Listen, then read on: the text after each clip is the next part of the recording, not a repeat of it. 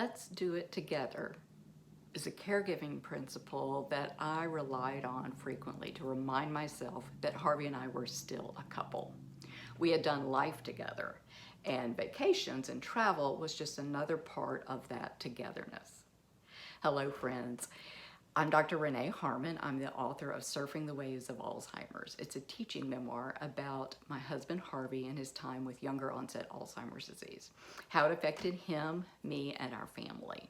I call it a teaching memoir because it's organized around caregiving principles.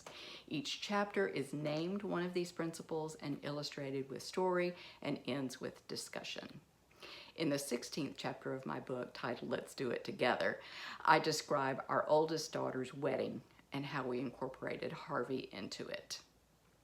So today we're going to talk about travel, which seems a little crazy when we can't really travel that much due to COVID-19, but here I sit in an isolated cottage at the beach.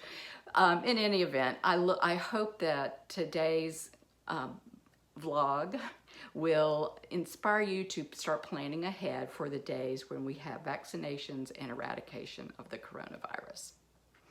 When Harvey was diagnosed with younger onset Alzheimer's disease, I knew our time of extensive travel would be very limited, but I didn't want it to end completely.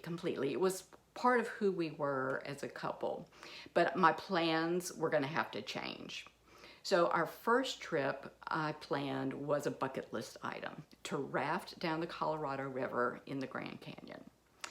It was amazing. We made beautiful family memories. There were a few mishaps, and there was a few times where Harvey wasn't particularly pleased with what was happening, but we did it. The second year, we flew to Seattle and then took an overnight train to Glacier National Park, where we rented a car and explored the wilderness there.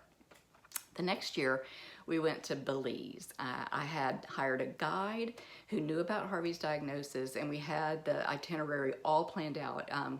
We did lots of things. We went airboating, we went snorkeling, we went cave tubing. Again, a few mishaps, but all in all, it was well worth it. Our last big family vacation was a trip to the beach where I rented a beach house and we just ate and relaxed. So I've learned a lot of things about traveling with someone affected by Alzheimer's disease and other dementias that I'd like to share. So my biggest travel tip is know where the family restrooms are and use them. I'd already started using them with Harvey when we were shopping as a way to keep tabs on him and to help him if he needed it. There was one road trip we took, and we stopped at a rest area and there was no family restroom, and I actually had to get a stranger to go pull him out. The most rewarding place that they have these is at the airports. Imagine your loved one lost in one of those cavernous airport bathrooms. Scary as heck. So we just used family restrooms everywhere we went. Other things to consider when you're traveling by air is schedule a wheelchair for your loved one if that's needed early on before you go. Use the family TSA check-in line. Be sure and tell the TSA agent about your loved one's diagnosis, because he or she may not be able to follow through on the directions that they're given. If you are assigned seats separate from each other, if you tell the desk that you absolutely must be seated together because of the diagnosis, they will rearrange the seating and make that happen. If you're traveling by car, I recommend shorter trips, frequent stops.